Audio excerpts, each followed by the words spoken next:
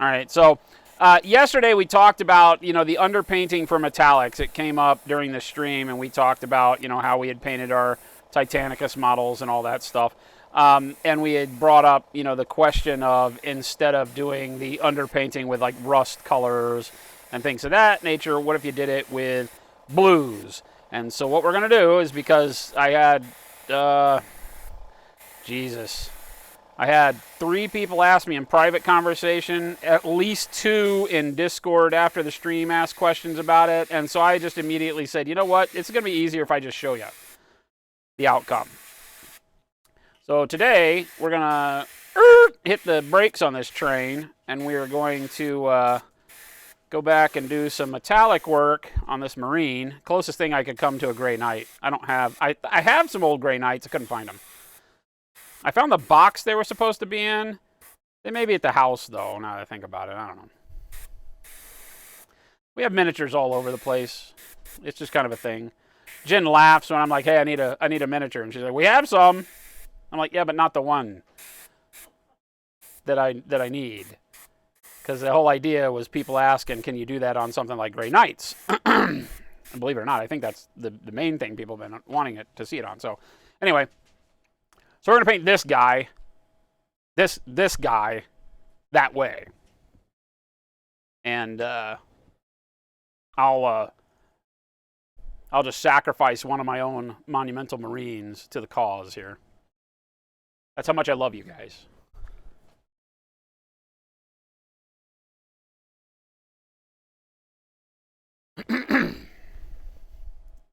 Duff, what's going on, man? This could get awkward really fast. What do you mean, could get awkward? Are you saying we're slacking? Like, isn't it already awkward? Could get awkward only means you're not trying hard enough. That was awkward means you're a quitter. This is awkward, closer to what the outcome of all your actions should be. Headed out to Warfare Weekend. Bummed we couldn't go this year. Had it all in our heads, had it all planned. Womp womp.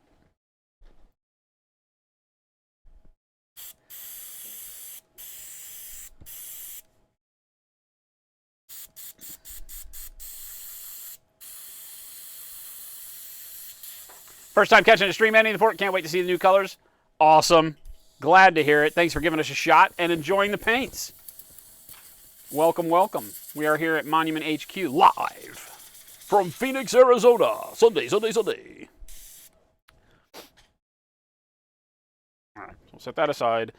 We're going to get some blue. So the idea here, if you're not familiar, is that we have shown how to go through. We'll just grab one of the one of these guys. Right. Grab this guy. So we've gone through the motions of showing you how you can use metallics and dry brushing, very quick methods to get very, very good looking base coats on heavily armored things, especially in the 40K universe or any other universe where things are generally beat up and war weary, like war torn, battle hardened.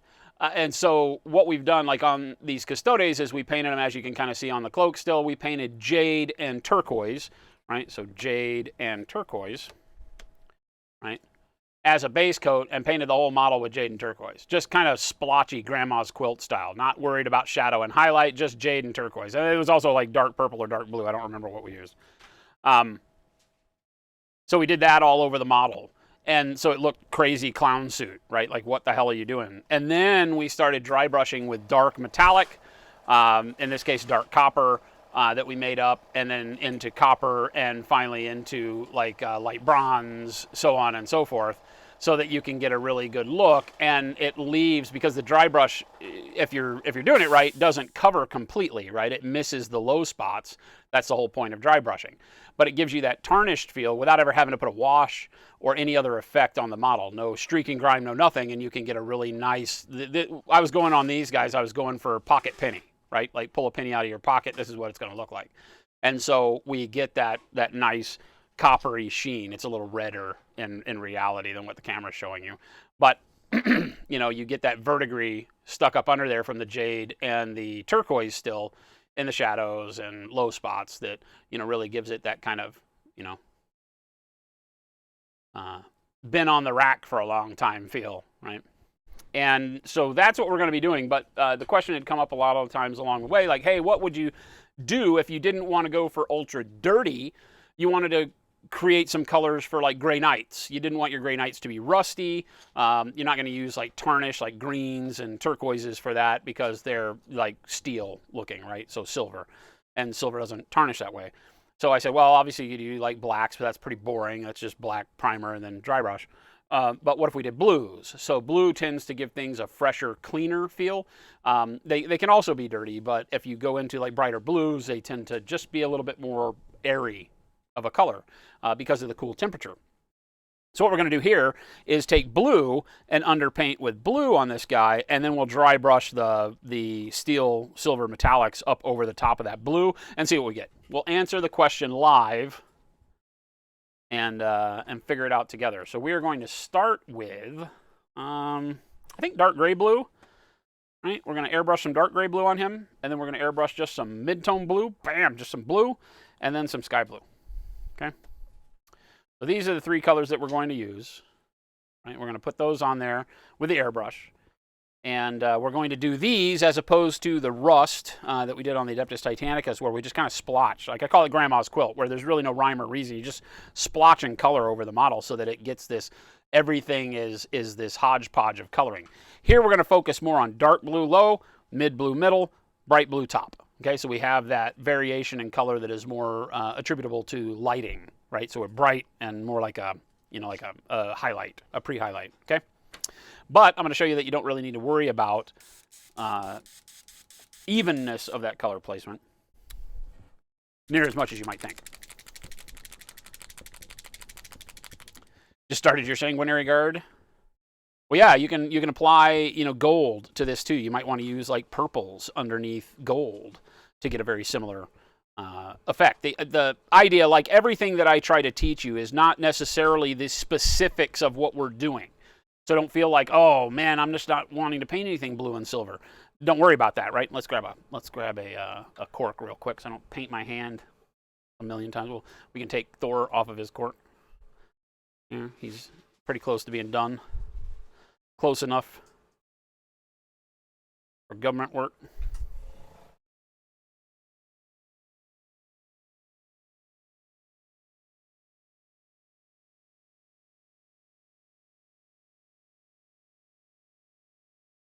Okay. This is no thinning, just dark gray blue.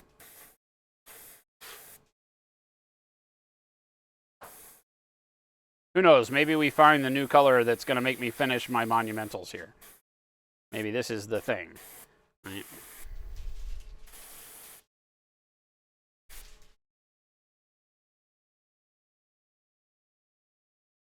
Basically, get your worm's eye view going here, and anything that would fall into shadow on the model, shoot upwards at it, get that dark gray blue going there. Underside of the chest, hands, anything that you can see from the ground level. Bottom side of that hood, right?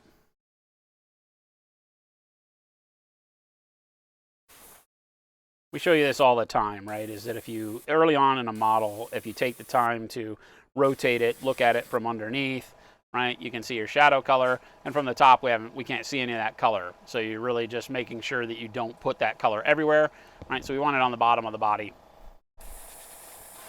up in the inside of the legs there, like so.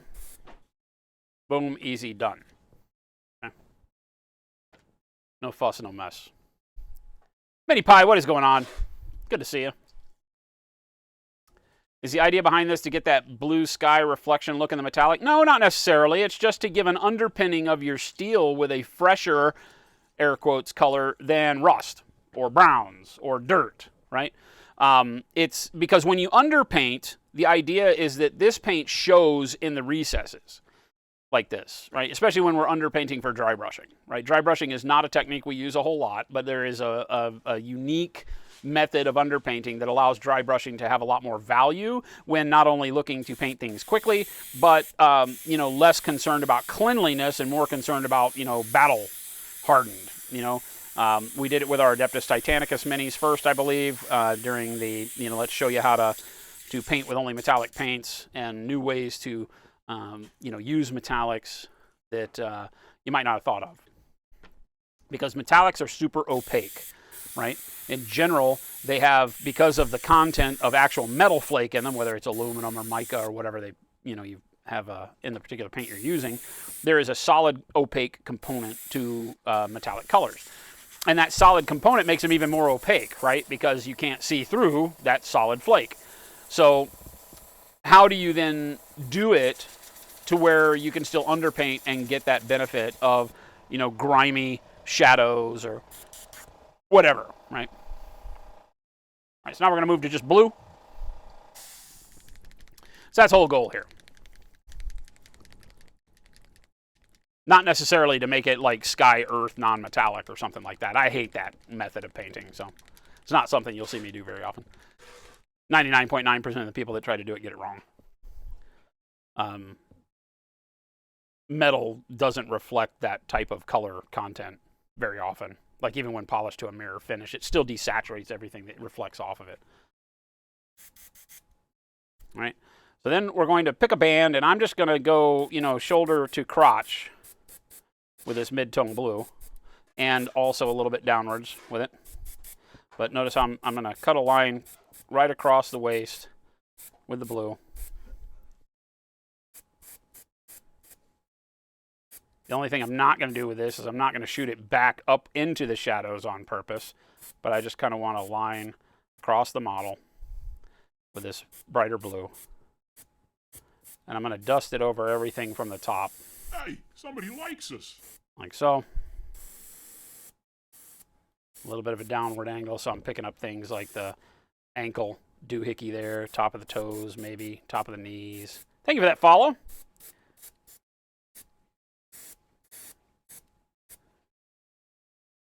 Okay. Now we've just got that dark blue giving us shadows, right? We still turn the model upside down, and other than that chest area, we're fine. Dark blue. Then we've got the nice mid blue starting to build up in the middle areas. Also exactly what we're looking for. And then last but not least, we'll go to sky blue. Chromatic Miniatures, thank you so much for that follow. Welcome. For those of you that may be new around here, we are Monument Hobbies. We are the makers of Pro Acryl paints and the Pro Series brushes and lots of other awesome hobby goods that you can find at ! store in chat. MonumentHobbies.com is where we live. And we are broadcasting live from the inside of said MonumentHobbies.com warehouse. Factory HQ, Forge World Monumental.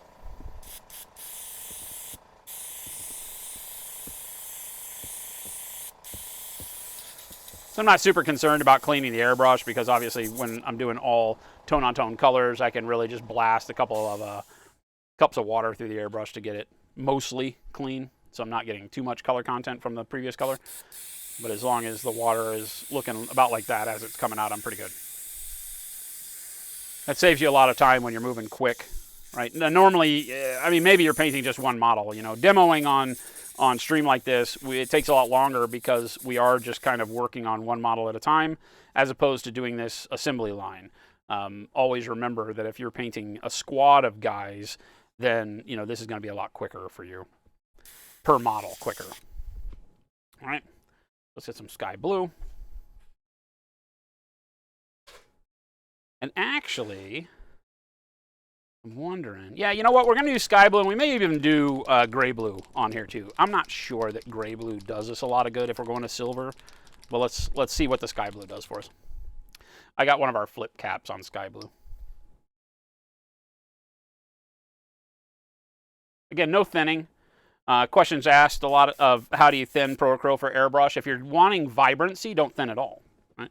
And so this one, we're just kind of straight down, 12 o'clock, and going to hit the top of the model.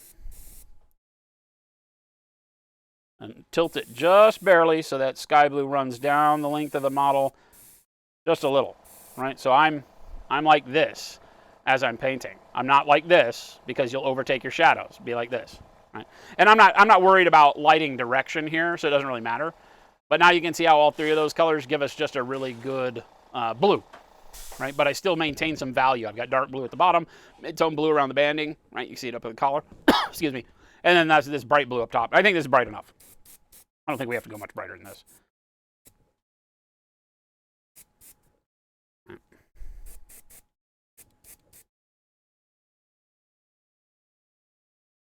Okay. And just try to keep the brightness away from the feet for this point, because we're just underpainting. This guy's not going to be blue. We're not painting ultramarines, believe it or not. We're painting silver metallic on this guy. So we're not trying to make him blue. So that's pretty good right there. We can stop. Boom. Done. Again, like I said, you can imagine that rather than me having to clean the airbrush, 3 times here to do one dude, if you're doing a squad of these or assembly line painting a whole army, you'd be much better off, and this will be a super fast process for you.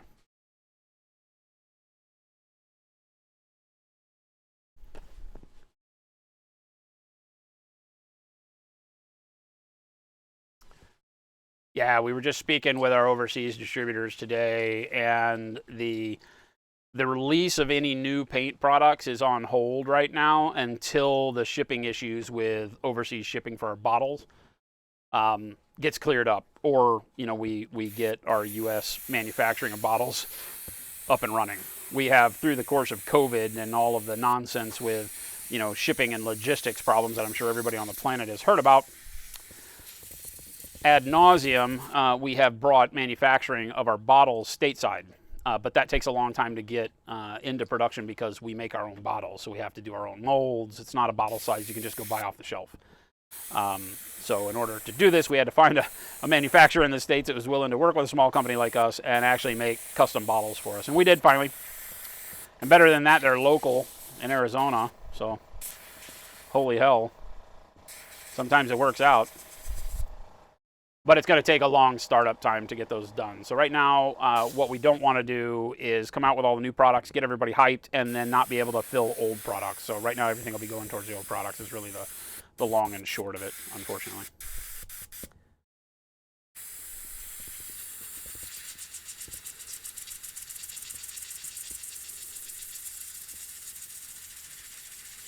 A trucker's take on the shipping situation on our ports? Yeah, it ain't the truckers. It ain't the truckers. It's a political play.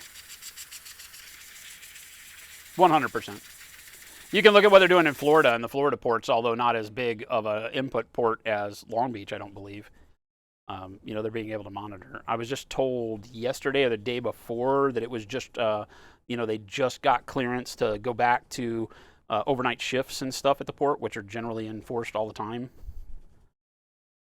Or at least in play all the time. So who knows? We're not going to solve it or figure it out here, but it's disgruntling at best, especially, because it reaches through every aspect of business. You can imagine much larger businesses than Monument Hobbies are suffering far greater because of the need for instantaneous input into those big machines is much different than us. We are, I tried to say smarter, but we have the ability to carry a lot more inventory than some bigger companies do. And we do so just for reasons like this. I'm kind of old school. I don't like to get caught with our proverbial pants down if we don't have to be. So, a coffee shop with personal mugs. This is what everybody's like. How about I just send you a cup and you fill it up?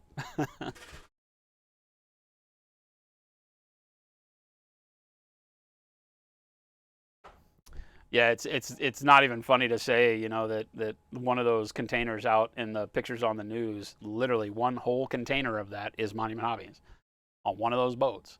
And we're a small fish, so we just keep getting pushed to the back of the bus constantly, right? Nothing we can do. Our shipping handlers can't do anything about it. I mean, it's literally the most helpless situation you can imagine. So, all right, so we're going to go with dark silver first. I think dark silver is the way. I'm not even going to mix anything. We're just going to go straight up with dark silver. There's no need to mix any other colors into it.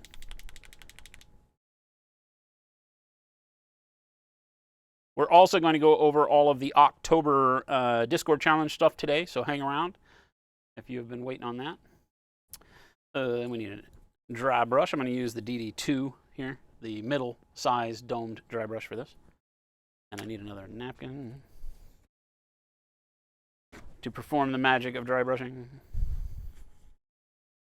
And let's, I'll keep this over here to show you how much paint I'm leaving on the brush. So the first time when you season a brush for dry brushing, you're going to put a lot of paint on it, right? Then you tank most of it off. And I typically run it around in a circle until I get something like that, right, as far as the amount of paint that's coming off of it. And then we give that a go. We don't want it too wet, but we do want for paint to actually, you know, hit the model as we start. So.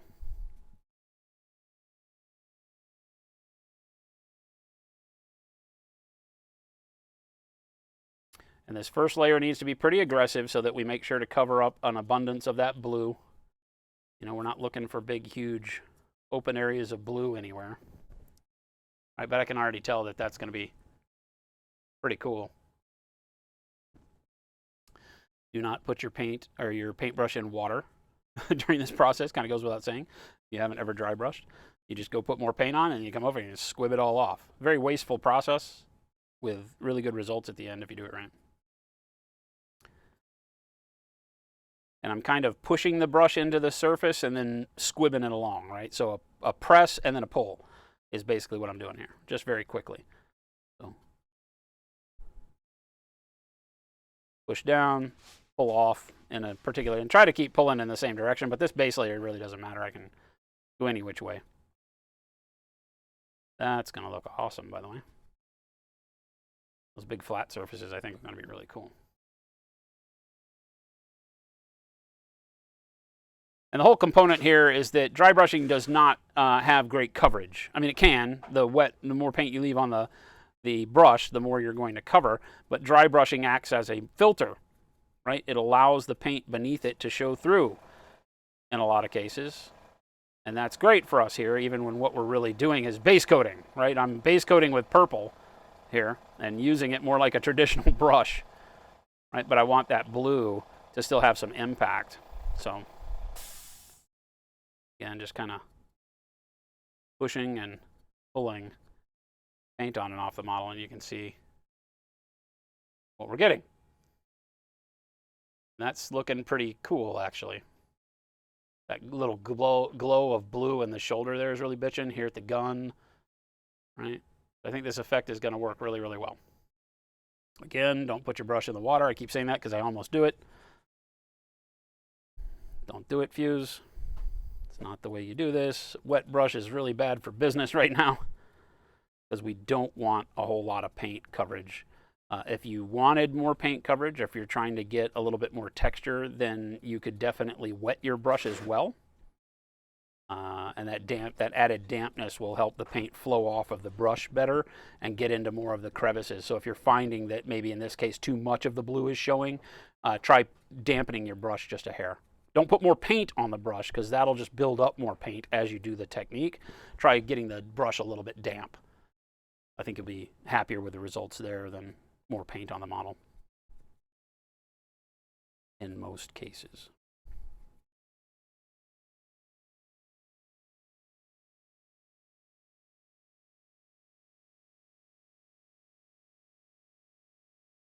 Phoenix, that's exactly what the question was, right? Is that the question of how you could take this technique and do gray nights is where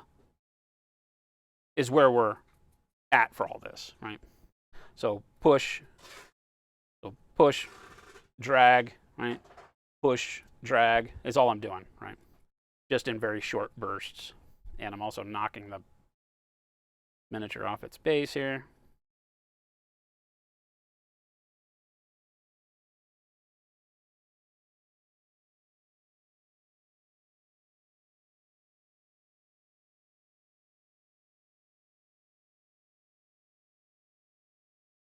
Using that jabbing motion to get down into crevices that are hard to get into, because you don't really want to go after this with a regular brush, but sometimes you may have to. Like if down in there I can't get silver right? Because the brush doesn't fit, then I may have to take another brush and kind of stipple some silver in there if I don't want it to just be pure blue. So do realize that that's a possibility, but that's not your go-to on this one.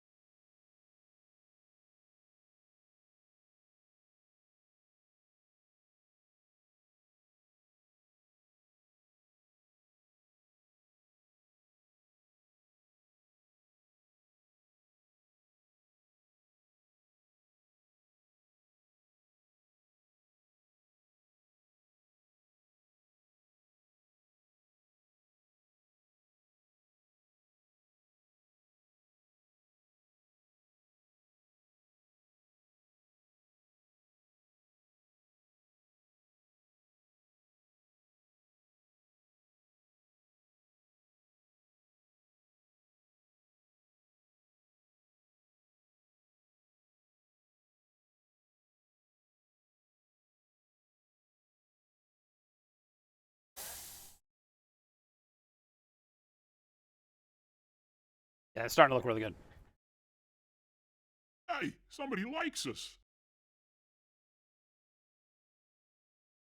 Black Zyphos, what is going on? Rev, yes, exactly. So again, like I said, this is not so much about the specifics of blue and silver, but the process of putting one color underneath your dry brushed metallics, okay? Does that make sense? This could be any color. This could be yellows, this could be oranges. If I wanted to do rust, I'd be doing like burnt orange, burnt sienna, yellow ochre under this. That's what we did for the Adeptus Titanicus models that we were doing, right?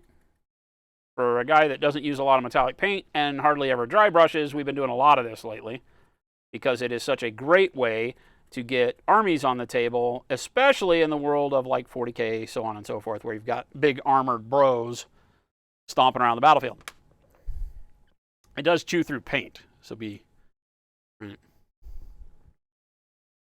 You will go through mounds of acrylic. Dark Lady, awesome. Yeah, I'm really happy with the way it's looking. You know, this is one of those where, you know, we had talked about it. And I'm like, yeah, you can do it. I don't know what it's going to look like, but do it. You know, it's not something that I had tried before.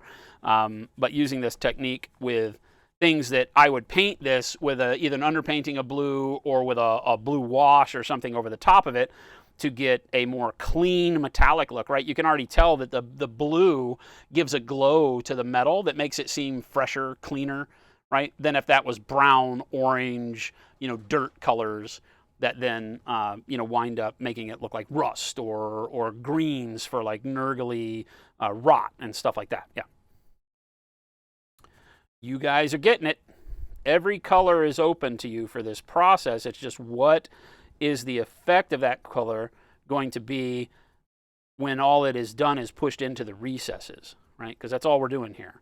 The dry brushing is forcing the base color of blues to go deep into the recesses. And so, you know, when are you going to want that? What is that going to look like?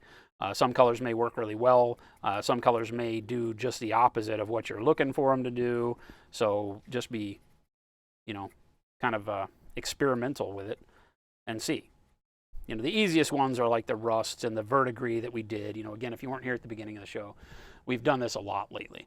This is with coppers and to create verdigris. And so if you look, you know, we base coated this guy instead of with blues with turquoise and jades, right? And we get that dirty penny look, right? Where we have in the deepest recesses, right?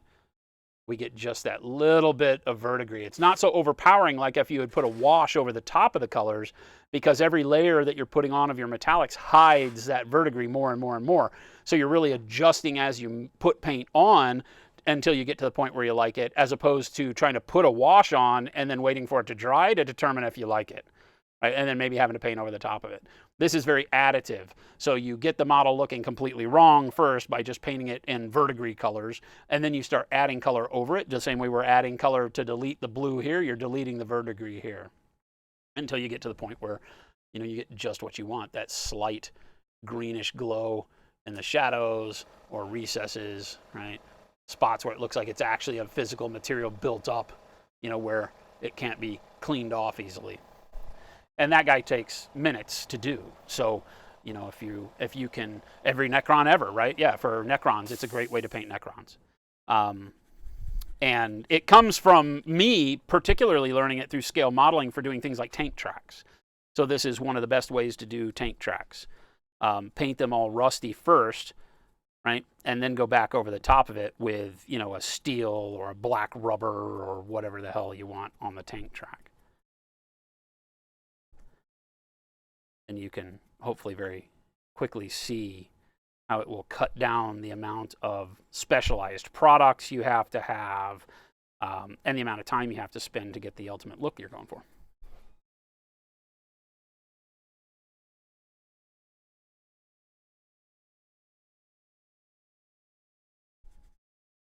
Every paint you have in your collection is an effect paint if you just know the process and steps necessary to apply it. And I have to switch over to another size dry brush so I can get into some of these tighter areas real quick. Just want to make sure I get all the big stuff that I can with the larger brush because it's just quicker. That looks pretty good. It goes from being bright blue to, just having to start in the areas where we have more coverage here. You can start seeing that we just get that glow of blue. And this is just the first coat. Remember, we will continue to add silvers to brighten them up as we go. And you could start with darker than this if you wanted your base layer to be a lot darker. Whatever works.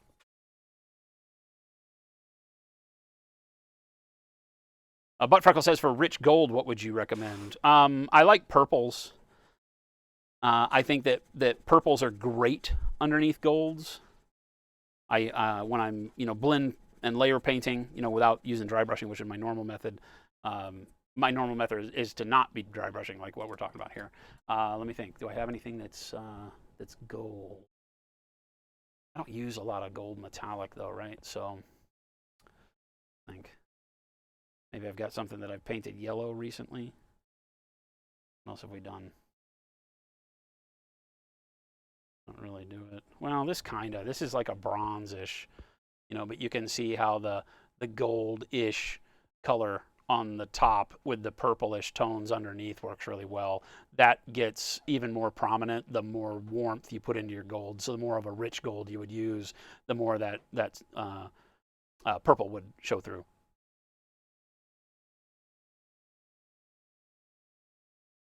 I don't have a whole lot of gold here, unfortunately. I have a lot of yellow things that I painted. But reds, deep reds, purples work really, really well for the gold. Browns, depends on if you want it to be dirty. Browns and greens look really great with it. If you want it to be more of a beaten gold, as opposed to, like shiny, clean gold. Having that tarnish with a little bit of a green brown is awesome for golds.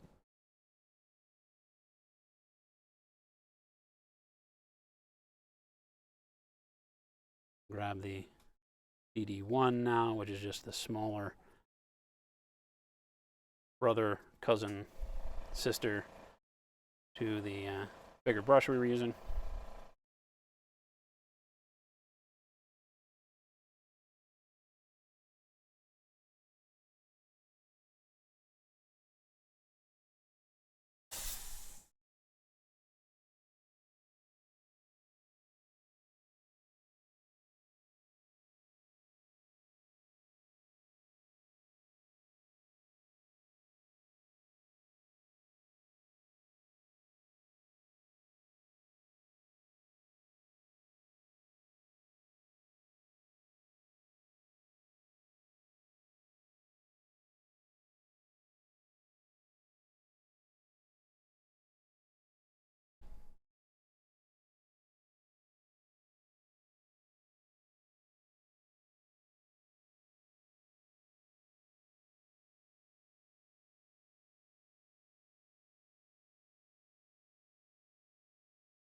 Like I said, most times when I'm telling people about dry brushing, the big component to dry brushing is always keep your brush strokes going in the same direction.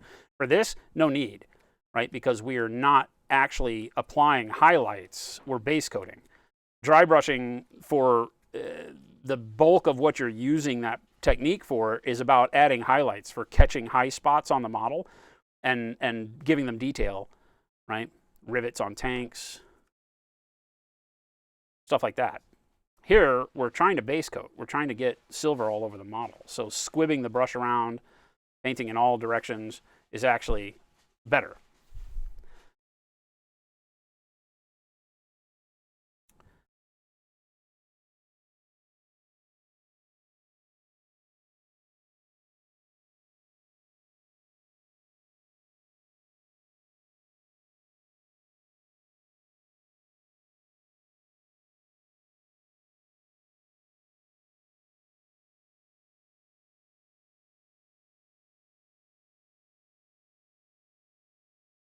One of the great things about these dome dry brushes is that you can get them up inside of an area and then just kind of twist them around, and they'll still release paint, but no other brush would be able to really get paint up into that crevice for us as well.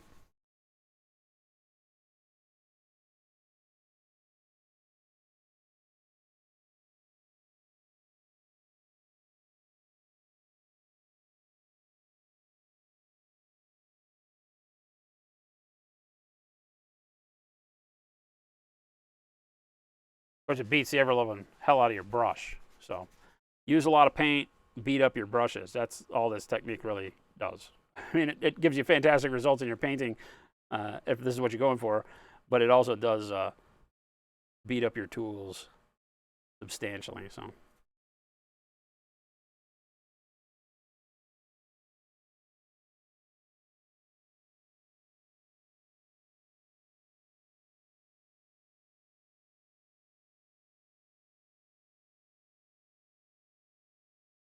So hang on just a second. Jen is reading out loud to me.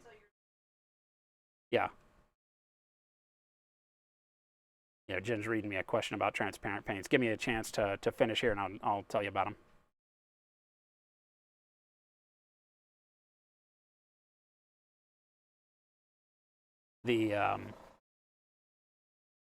The question about our transparents being something different, yes, they are something different that you've never experienced in most cases, because they act like, or more like, an ink, but they are not. They are not an acrylic ink. They are not,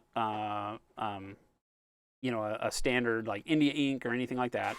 They are still a true acrylic paint. They are just a tremendously low viscosity, so very watery feeling paint that has a super high density of pigment. So no, it's not just thinned acrylics, right?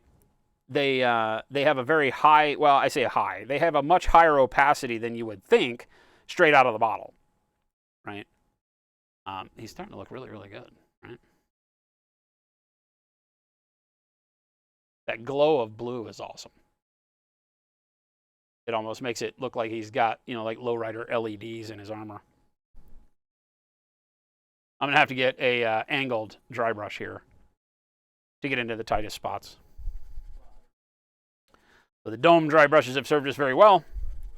They give a much more all over, like, clear coat.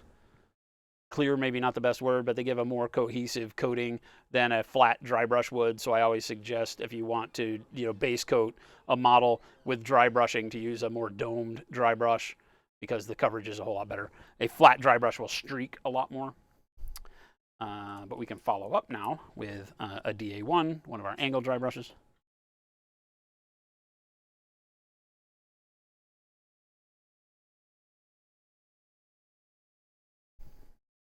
But as soon as I get done here, I'll show you the transparents and how they act. So they are meant to be filters, meaning that you can use them in a variety of ways. Straight out of the bottle, our transparents will turn the model whatever color transparent you're putting on the model. Okay, just plain and simple. They will, if you take blue transparent and put it on top of this model becomes blue, right? It stops being silver and becomes shiny blue. It lets the shine of the silver show through, but not the color, right? As you thin it down, you would start to have less blue, right, as a primary color, and more of the silver would start showing through, with the blue just being a hint, like a filter over a photo, right? We use that word a lot, filter. If you're not familiar with the terminology, you probably are. It's like if you were to lay a piece of red translucent plastic over the top of your camera lens, everything you take a picture of is going to be red, right? Some version of red. And it's just however bright the thing you're photographing versus how dark it is as to the variations of red you get. We call that, like, you remember, like old sepia tone, where everything's kind of an orangish brown. Right. So we apply filters with paint, and in order to do that, you have to lower the opacity of the paint, because you can't just put a film of plastic over your paint. I mean, you can, but that ain't gonna look right. So the reality is that we come in and we do, even this silver that I'm putting on right now is a filter, right? I'm filtering metallic silver over blue. The blue is still there, and depending on how intense I make this filter, by layering it up more times, determines how much of the blue remains on the model, right?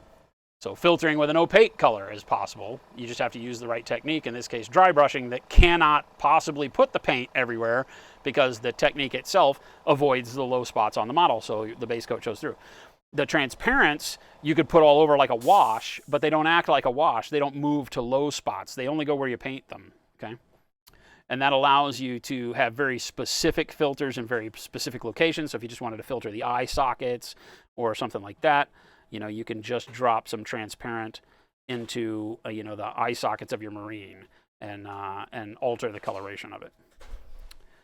You can thin them down to next to absolutely nothing. You can thin them down with just water, and get to a point where they have very little color at all, but they still will maintain that on hue filtering. So if you take orange and thin it all the way down and apply it to a model, you're going to get a little bit of an orange filter. So it's great for things like flesh and very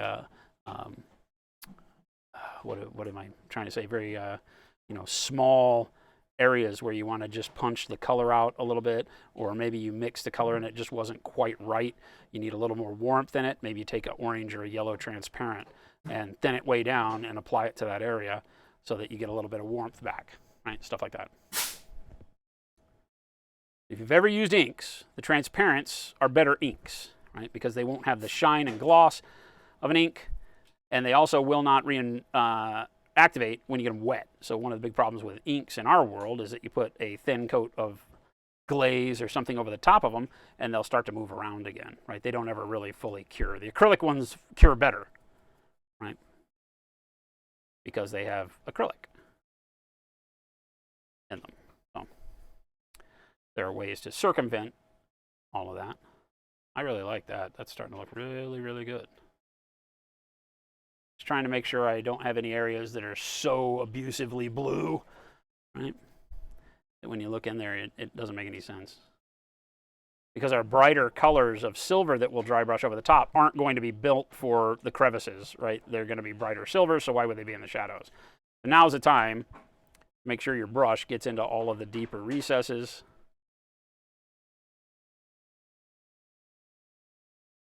And only leaves as much blue in the shadows as you're comfortable with, and that does the job you're looking to do.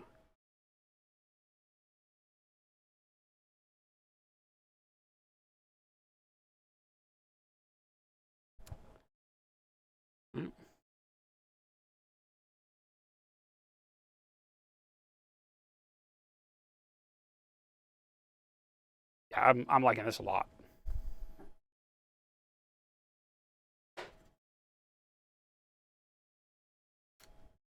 Valerian, what is going on? Right? So there you go. Right, just one base coat of dark silver gives us a really good beginning of the coverage, and you can see how, even areas like this that look at certain angles look super blue, like we missed a whole spot, but when you rotate the model, you can see we didn't. The metal is all over that. It's just filtering to where there's not as much silver there, so when you get it into a position, where the light's not reflecting directly off of your metallic paint, the blue shows through more. When the light reflects off of it more the metallic shows more. So it's going to give you some really cool, I don't want to say iridescent, but more pearlescent properties once you do this technique too, in a lot of cases. I want to get right up inside that area up in here if I can.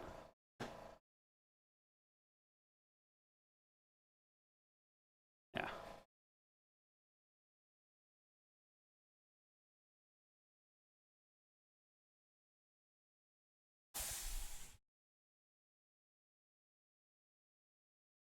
And hopefully now you can see why it's important when doing something like this, where the color itself is meant to be, you know, more of a clean addition. Is that a way to say that?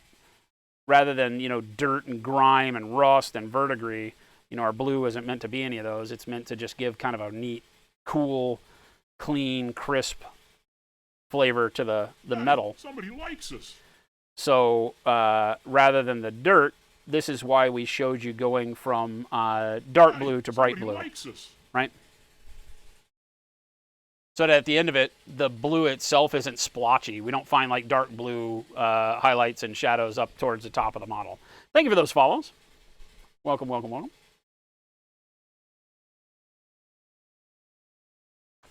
Bam. Hunt Burton, what's going on? Witchcroft, hello, hello. Welcome, welcome. And Valerian, good to see you, man. Would you use transparents for panel lining that army? I mean, you could. You could. I don't really ever worry about that on Marines. We paint from dark to bright. So for most of what I do, you know, like if I paint just my regular layered style without any dry brushing or whatever, I never go back and add shadows really, right? We start with a dark color, like in this case, a very dark purple for our shadows, and then we work our blues up over the top of that.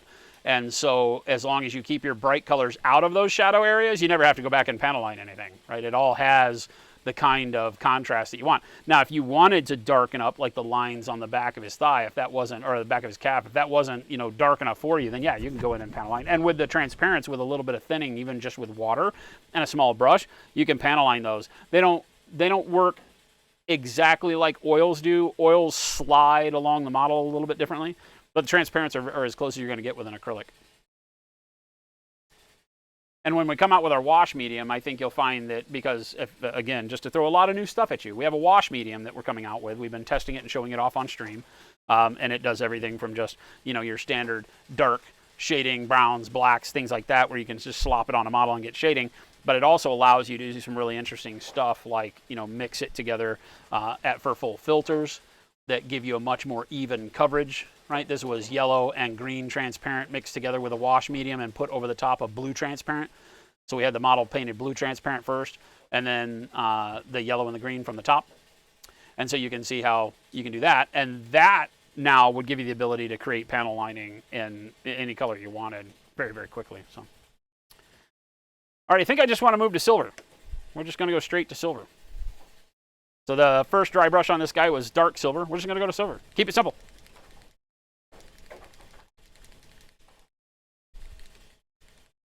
Tabletop, Adam, what is going on? Tabletop minions, folks. Uncle Adam in the house. Yeah, so we, for those of you that thought the Ultramarine, we did, back when Indominus released, we did a Marine a week. So we went through and painted up a different, you know, mainline chapter, I guess you'd call it, right, of Loyalists every week, showing different techniques on how I do, you know, well, you know, a Marine a week. So a little bit of a quicker paint job for me, but ways that show you everything from, like, you know, shiny black armor to, you know, greens and reds, and some of the more difficult colors are Imperial Fist, right? Right. So just ways that I go about doing, you know, shiny, pseudo shiny, dirty, beat up armor, or whatever it is, with my, you know, standard layering. So this was airbrush base coats and then layer paint to bring in all the details and all, you know, non-metallic reflective painting for everything else. No metallic paints on any of them, but, you know, just a good way to show how you can do those, you know, those main chapters that a lot of people gravitate towards with our paints. We did 6 of those guys. Somewhere is the White Scar guy, but he was the last one and kind of gets the short end of the stick. He never makes it on stream anymore.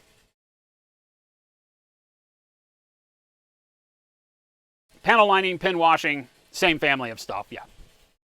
Yeah, when we say pin wash, we're talking about a very specific application of a wash so that it flows inside of the lines. Panel lining, same thing. There are products that are called panel liner, like Mr. Hobby and Tamiya and things like that have actual panel liners. But if you put a little bit of flow improver in a very thin down transparent paint, you'll get it. You instantaneously have panel lining. Because you can just go in and, like tap the brush on, the inside of a line detail, and it just flows through that detail and such, like around the edge of the Space Marine shoulder, making sure that you have gravity working in your favor. If you were to hold him like this, tap right here at this upper corner, then that panel lining is going to run right along that length all the way down and give you a shade or whatever color you're looking at on that. If you tap it here and then hold the model like this, then it'll do the same along that curve. So you use gravity, you hold the model, you tap, and then the paint runs and flows and does the rest. But it likes to hug the surfaces, right? It's got that magnetic attraction, so to speak. It's not magnetic, but you get my drift. Right? Super average, what is going on? Super average. I'm not just partway average. I am super average. That's my superpower too. There's a lot of us. If I thin the white transparent and paint a layer over layer, will it become kind of like a glaze? I mean, it already, transparent white, more than anything else, is already a glaze right out of the bottle. Tabletop Minions, the transparent white is the creme de la creme of the transparent paints. And the reason I say that is it's the one paint out of our line of everything that I don't know you'll find yourself reaching to as a color on its own too much, right? You're not going to try to paint things up to white with this. I mean, with the airbrush you can. And definitely you can use it to get there, but it takes a lot of layers because it's the most transparent of all of our transparent paints right out of the bottle with no thinning. The reason for that is that we wanted it to be the mixer for tinting all of the other transparent paints and for other opaque paints. If you just add normal titanium white, which our titanium white blows all other hobby whites out of the water, Uncle Adam knows, and so if you take that paint and you add it into, say, dark blue to get a little bit of a tint to it, a little brighter color, it desaturates your color really quickly, right? Because the titanium white on its own is a very opaque pigment. And so it overlays all of that other pigment in there, and it doesn't take a lot of white to just turn things into like what I call bubblegum pastel colors, right? They become just mere pigments of themselves very quickly because they desaturate so quickly. Black does the same thing. Transparent white lets you tint colors without overblowing their pigment instantly, but still get brighter versions of them. And because it's so translucent, you can add in small doses to get exactly what you need to find a highlight that was otherwise hard to find. With reds especially, being able to add transparent white to red doesn't immediately give you pink, but it gives you a lighter red. And so now you can highlight reds without getting that obnoxious pink that you then have to glaze red back over. Now, if you add too much, you'll get pink because it is still white. But it turns all of our transparent colors into about 256 bajillion colors because now you can mix the colors together, you can add white to brighten them, and all of a sudden the sky's the limit as to what you can do. So it's the one paint you'll use on every model most likely, but less and less as its own. Although if you did want to glaze white or even just brighten a highlight on a model, we've been doing it a lot. So like this, we're not done with this, but you can see like we're painting these cars for Marvel Crisis Protocol, and as we've gone through and done the base coats for the car colors, I just went to a bright kind of magenta instead of going to pale pink, and then for the highlight shine, I put the white transparent in the airbrush and blasted it over, those other colors. And so rather than pure white, which would be too much, this gives me a really neat shine on those areas that feels a lot more natural, and I didn't have to mix another highlight color, right? The transparent white allows enough of the magentas to show through to give me the glow on the panel as if it, had that shine. So it's like, poor man's non-metallic at that point, right? And you can airbrush it just like you would anything else. So it gives you the ability to use it in so many ways. It's one of those really fun, creative paints that I think a lot of people will, once they use it and really find something that makes sense, use it over and over and over and over and over again. It's just great.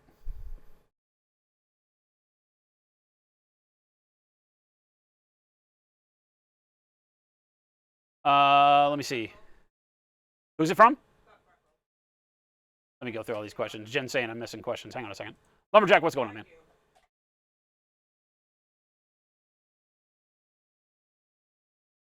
Oh, I'm not tagged. Okay, hang on just a second. I got to get rid of my screen of tagged questions here. If you're going to ask a question, I only ask that you please tag me at Monument Slowfuse in it.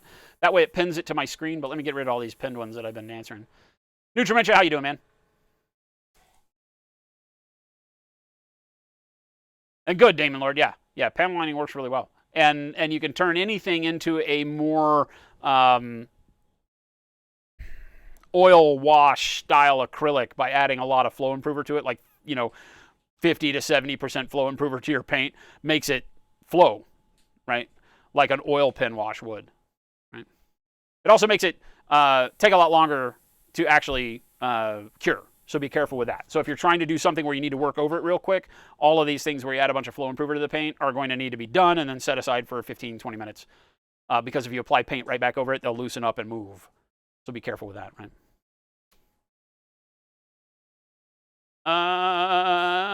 Zeldavania says, why are there so many Hangout and Hobby Warhammer streams and so few live battles going on? It's funny, Zelda, that the live battles don't garner near as much attention because, number one, you have to have a tremendously high production value for them to make any sense.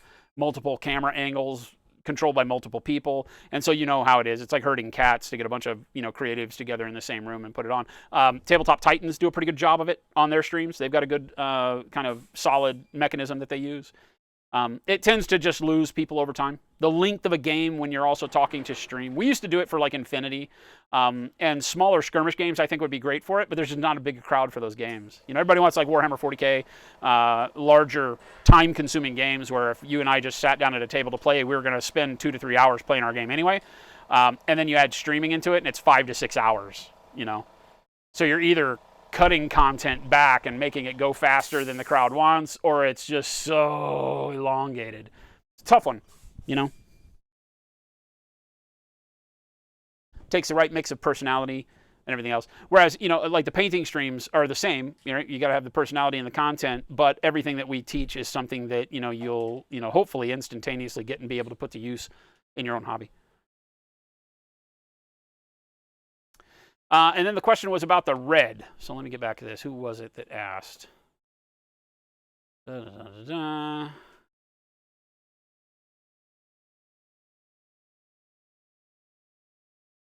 Freckle says, what is your recipe for the red armor? So on this guy, it was probably dark purple as a base. Yeah, you can see a little bit of the haze of purple. So dark purple as a shadow. So the whole model painted dark purple first. And then burnt red over the top of the dark purple, and then pyro red over the top of that. I think over the top of the burnt red, I did yellow, transparent. So I did yellow transparent to warm up all of the under layers, the shadow layers. You can still see a little bit of the yellowish glow there. Then with the pyro red, and then my highlights are probably pale pink, where I did the shine on the armor in pale pink. Our pale pink, when it sits next to red, looks less pink and more like white.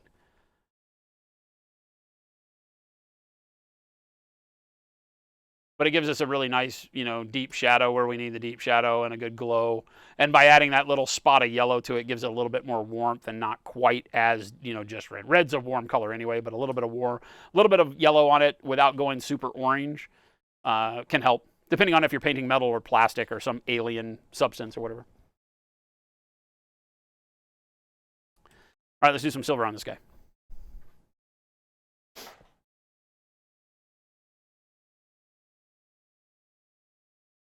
Yeah. Oh, it's 1 o'clock. Okay, cool. We'll do the silver, and then we'll probably stop here and go through the October challenge stuff. Jen and I have a 2 p.m. business meeting, so we got to quit right on time. So again, the DD2, the domed dry brush. So for those of you that are new around here, we are Monument Hobbies. We make all these paints and brushes that you see us use. Ta-da! Pro Acryl and Pro brushes. We're just going to take silver over the top of this dark silver that we've done, right? If you're just tuning in, we painted this whole model blue first. Dark blue, mid blue, sky blue. And then we dry brush silver over the top of all those blues to give us that really cool recessed glow. Now we're going to go silver so that we can brighten up all the upper areas. So here, I'm just going to start using my dry brush in a more directional sense, meaning that I'm not going to just squib it everywhere.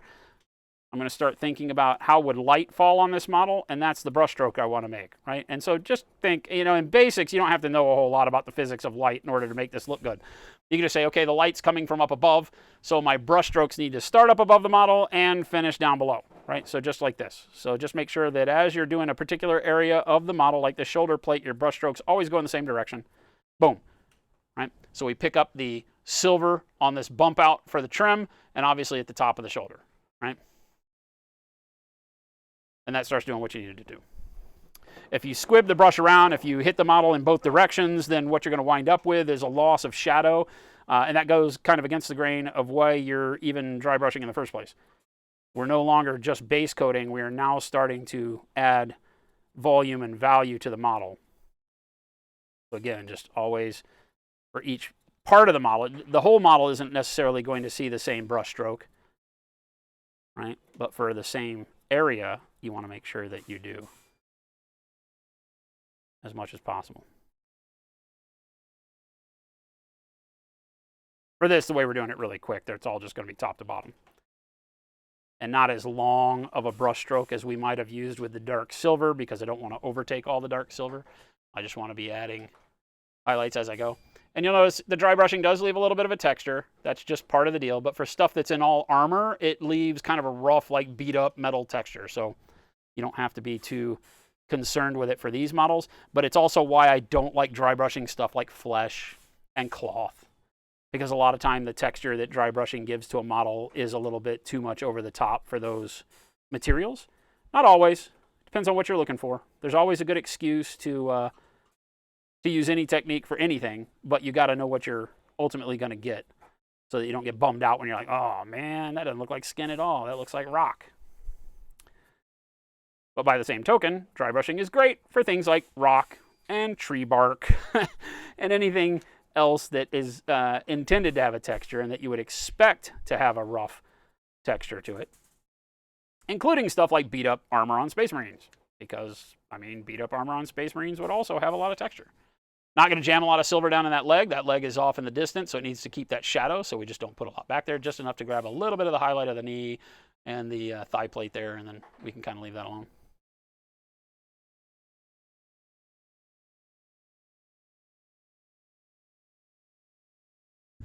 And again, I'm still in most cases using that same push the brush into the model and then pull. I'm not just, you know, if I had just an angled dry brush, you would constantly just be doing this. The dome dry brush doesn't do as good a job if this is the only thing you do, because it doesn't hit enough bristles. So you want to kind of jab in and then pull. So it just kind of hit the area and pull at the same time. So you're just kind of skipping off the surface like skipping a rock on water almost, due to the shape of the brush.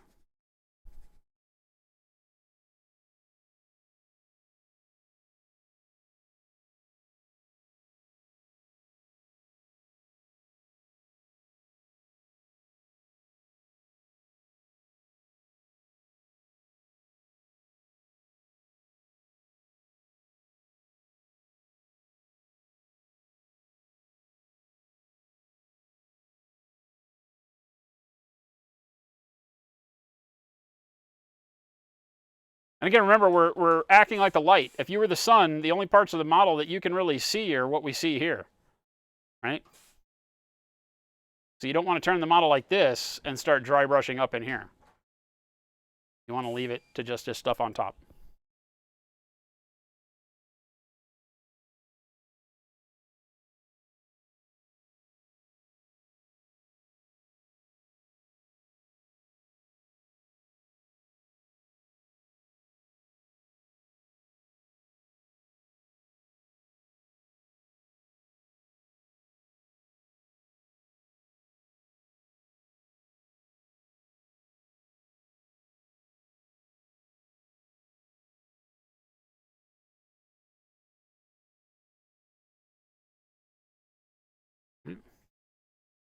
And there we go, one coat of dark silver dry brushed over the blue, and then the silver back after it over the blue, and that blue glow gives you something that normally would take you a lot of time to glaze back into your shadows to get the way you want it, right?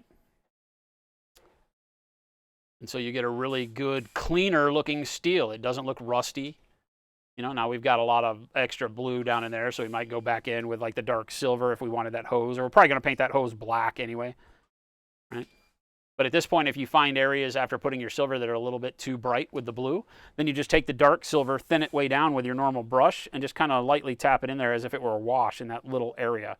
And the metallic paints themselves will give a filter back over that to where it doesn't kill the blue. If you just take the silver and paint it over it, it'll just knock it away. But you might not want it to all go away. You just want it to dim down a bit.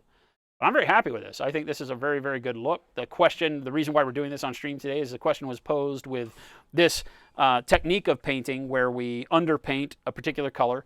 You know, is it okay to do something like Gray Knights with it where you don't want them to be like verdigris and rusty? Here's our Custodies, done in a very similar manner, except that they were painted with the turquoise and jade first, so that they give you that greenish verdigris, like dirty penny feel to them, right? This guy shows it off really well. Right. So you can see these are both the exact same application of paint. No difference in how I applied the paint for both of these. Very different looks just because of the color, right? The blue works really, really well with this silver and gives it a kind of a clean, but not super clean look because we're still dry brushing, so we still have that texture. Whereas over here, the slight green verdigris tint in here makes it look, you know, not quite like a bronze statue in the park. Like you don't expect bird poop to be all over it, but it gives you that, you know, centuries old feel for the armor, right?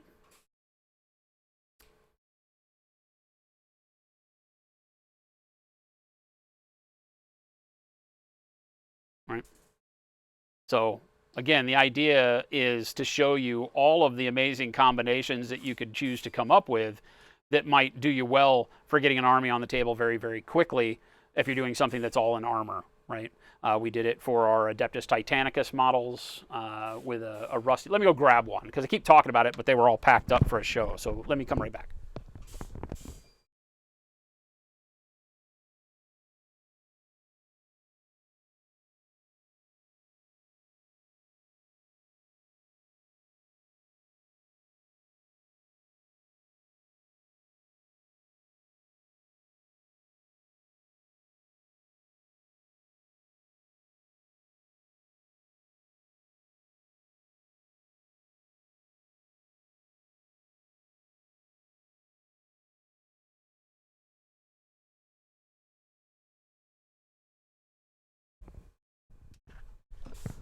So this will be a good example of how exactly what I just did with the blue, right? This looks a lot cleaner than this.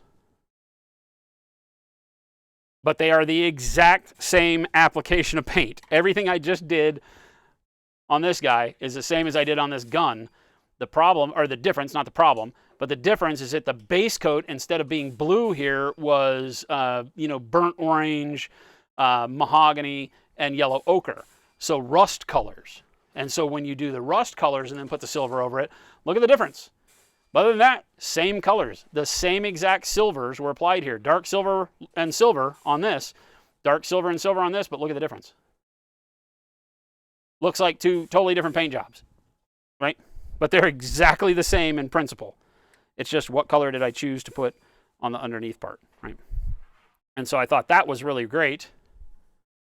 We're doing a scale version of, you know, just like dirty, oily steel that I didn't have to put a wash on, because washes are very intrusive to all of your painting because they cover everything up when you apply them. So then you have to go back and paint over them. So what if you don't want to do that on a bunch of models, because it's not the quickest thing in the world to do, right? So you do this. You paint them all rust and they look like absolute garbage first, because this whole model was like orange and red and it looked like grandma's quilt. There was just crap all over it. And then you dry brush the silver and the silver smooths it all out and gives you the perfect look for all of that metal, right? So now everything has that grimy Adeptus Titanicus kind of steel going on with no, it looks like I've used all sorts of like pigment powders and all that. None. Not a single thing. Not a wash, not a pigment powder in sight. This is literally just painting it all in rust color. The whole thing looked like it was about to fall apart in a junkyard, and then dry brushing the steel over the top. Same thing that we did here. Exact same process. So just a really, really cool way to paint quick and get really good results, right? Now, are you going to win super contests with it? No, but that's not why you're doing this, right? You're doing this so that you can get armies on the table that really do stand up against, the 3-foot test, right? They still start giving you contrast. You still get good coloration to it. I mean, that blue glow on this guy is awesome. Even from the looking at it from where you're at on the game table, those blue shadows are bitching.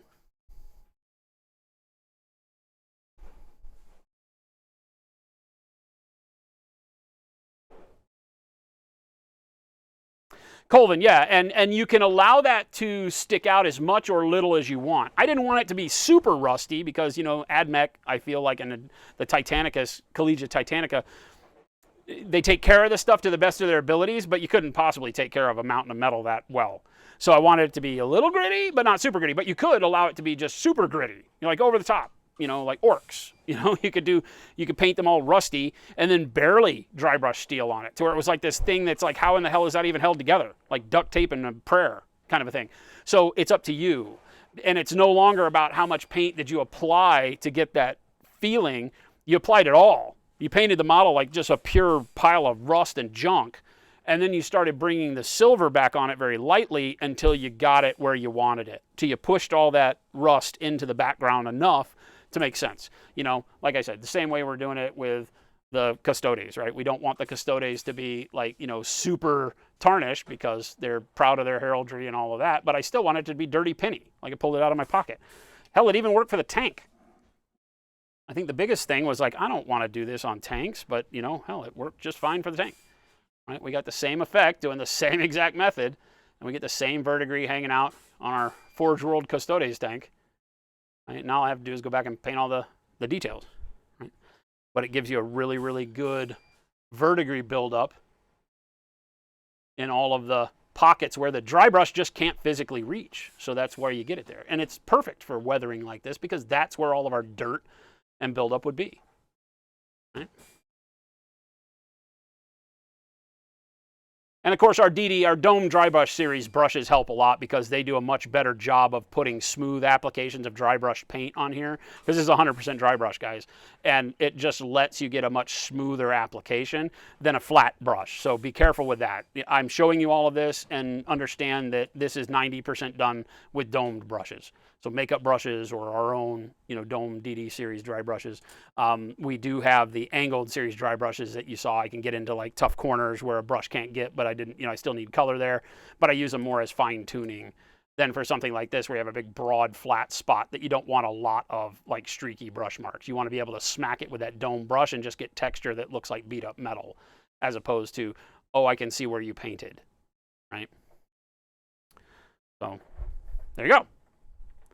A really, really, not only is it a good outcome, but it's also a fun way to paint because it's relaxing. You don't have to feel stressed out. You can have your favorite music or movie on in the background and get a whole army done. And as we keep trying more colors that Chad asks us about, we keep getting better and better results. Literally, this is awesome. Right? I think that this with the blue could definitely be like my Monumentals chapter. I might just repaint them all.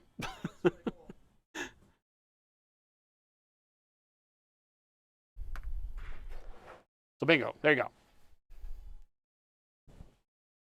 You kind of dry brush in a stipple motion. Well, like I've been saying, all of the dry brushing that I'm doing while we're showing this is all done the same way. It's not just stippling. You can do that. That'll give you much more texture. It'll give you much more like sponge texture, so to speak, right? So you got to be careful with that because each spot that you poke looks like an application of paint. So really what you're doing is you're poking and pulling. Boom. Right? So you get that initial push of paint and then you're feathering it out. So a lot of what I'm doing looks like smudging, right? That's why I call these smudge brushes because it's not just like this is a brush stroke, right? So you're not just doing this because that gives direction. This tends to not have a bunch of direction to it, but also it's not this, right? It's a hybrid. This shows exactly where I put the paint, right? This, when I mix it all together, you can't tell. It's like a cloud. Like painting clouds is the best reference I can give you. It has texture, but you can't see every brush stroke in it. So in dry brushing like that, that's why the Dome dry brush works so well. But you got to use that application, right?